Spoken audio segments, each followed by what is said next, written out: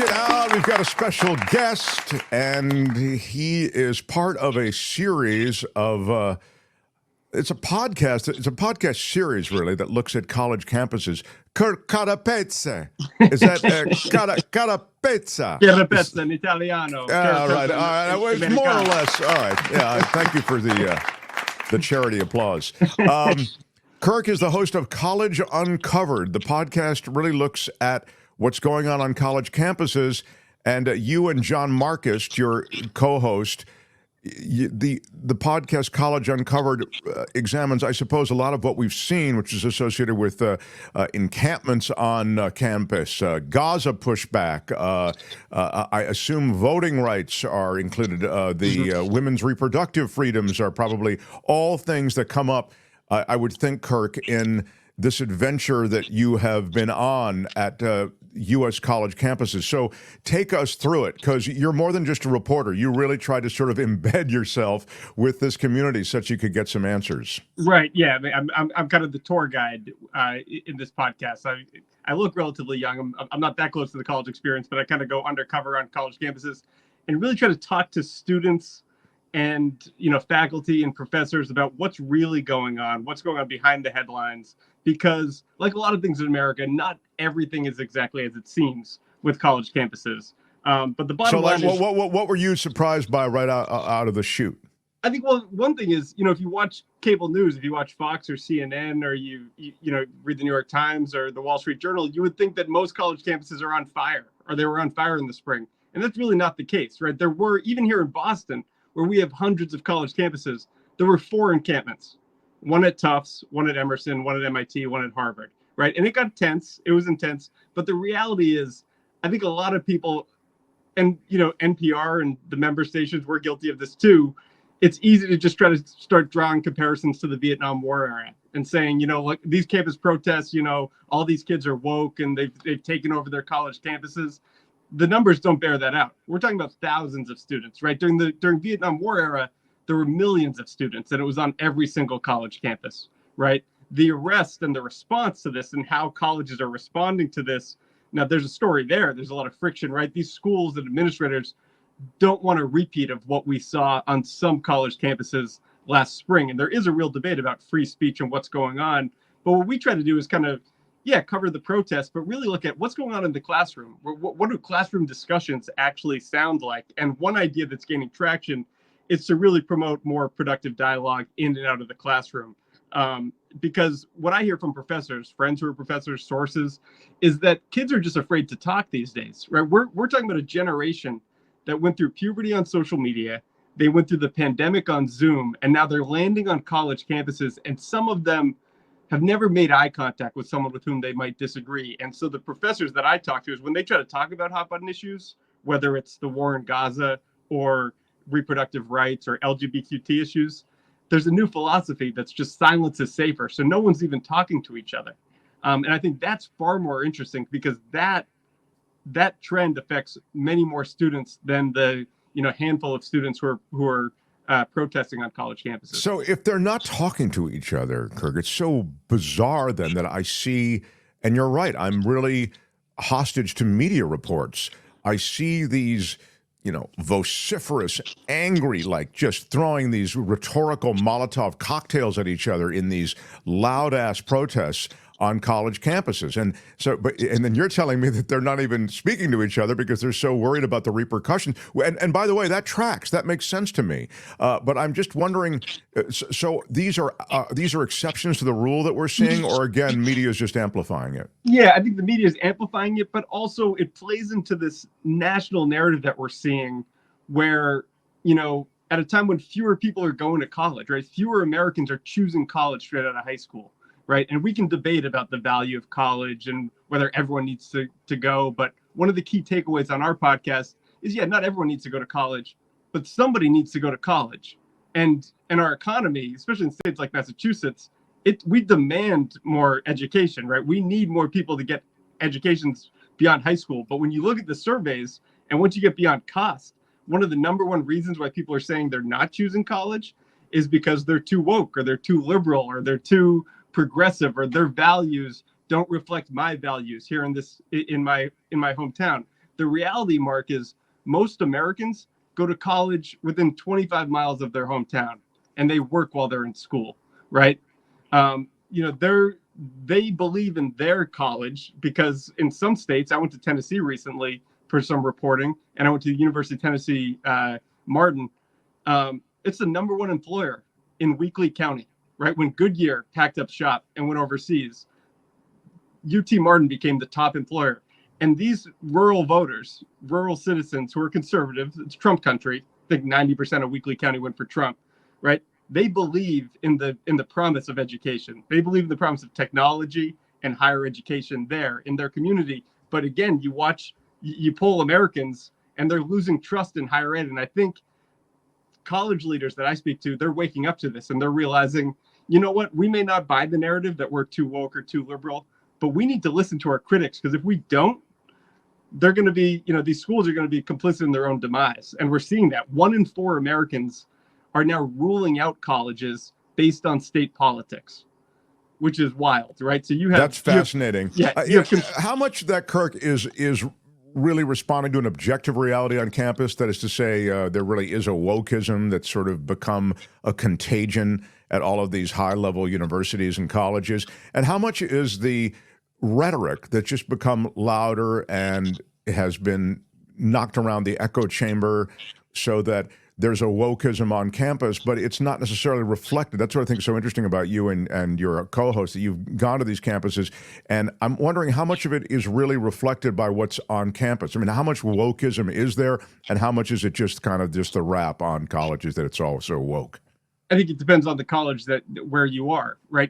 I went to UMass Boston, which is, here in Dorchester, and I might as well have been on another planet, right? These students are working. 70% of them are working while they're in school. When the encampments went up here in Boston, I was actually reporting a story in Northwest Missouri, where Iowa, Nebraska, Kansas, and Missouri all meet.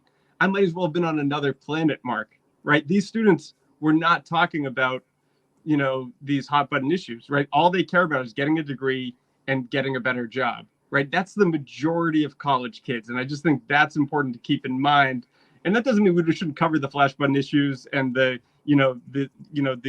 fact that some of this, some of the polarization on college campuses is leading to this silence is safer philosophy, where people are afraid of speaking because they might offend somebody. That's dangerous, right? That's bad for democracy too.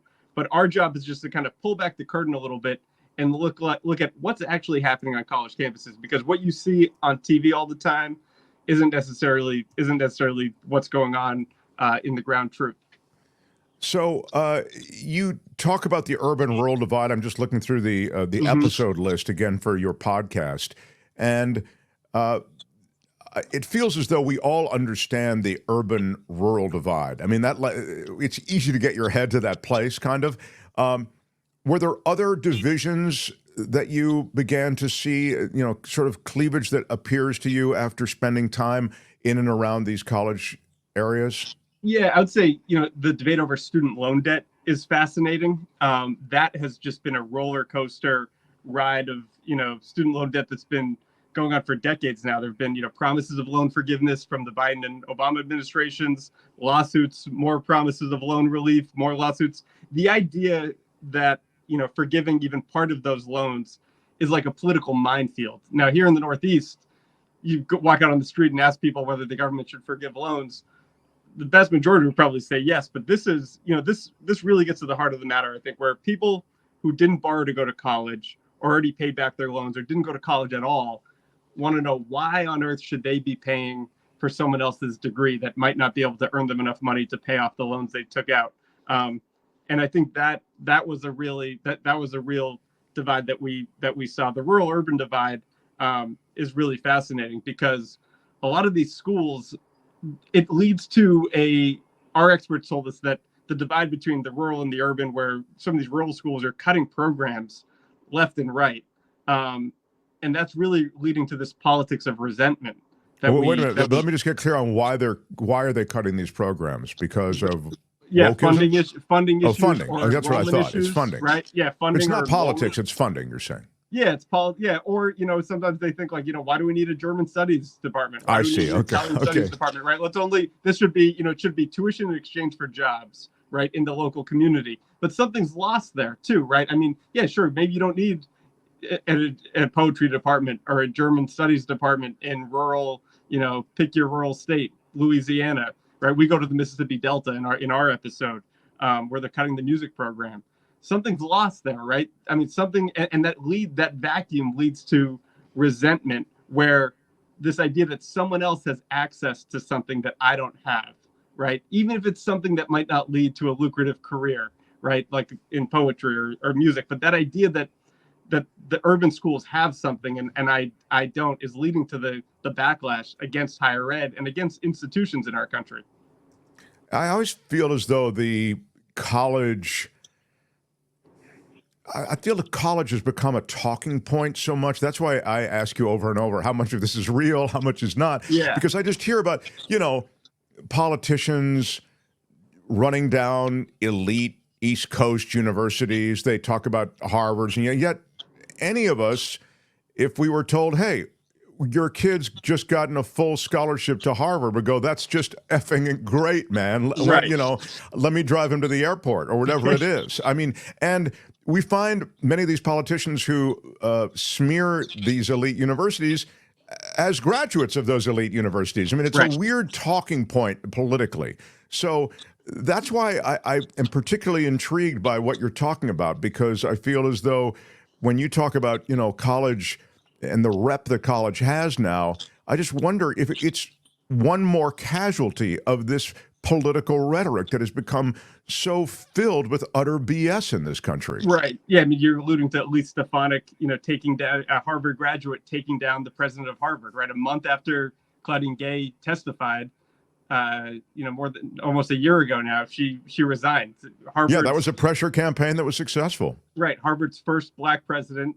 Her tenure lasted, I think, 6 months and 2 days. The shortest tenure in history. October 7th is really a fascinating case study, because I think the violent attacks in Israel caught everyone by surprise, and they definitely caught college administrators by surprise. And a year ago, I don't think any of us could have predicted, that there'd be all these campus protests over this issue, that, congressional hearings would feature Ivy League presidents who then, resign. This event and then the subsequent protests over the war in Gaza further divided these college campuses. And if you zoom in, though, Mark, and this is where I think we're doing something that no one else is doing, is we're pointing out that this really just divided the progressive culture on these campuses, where for the most part, there had been wide consensus, right?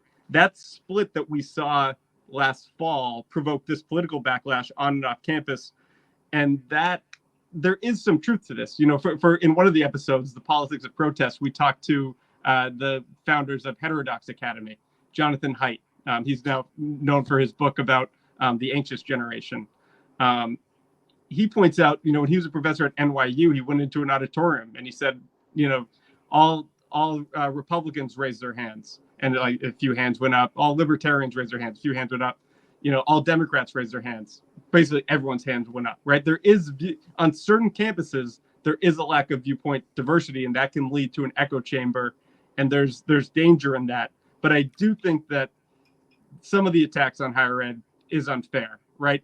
At the same time, some of these schools have leaned into these social issues perhaps too heavily in recent years, and now we're seeing that backlash. And now you're seeing schools like Harvard adopt this philosophy of institutional neutrality, saying, you know what, we're not going to weigh in on these issues, right? I talked to progressive professors who a year ago you said, like, we never would have supported this, but after they saw what happened to Claudine Gay, they're saying, you know what, maybe she didn't need to issue 7 statements on the war 5,000 miles away in Gaza, rewriting certain statements.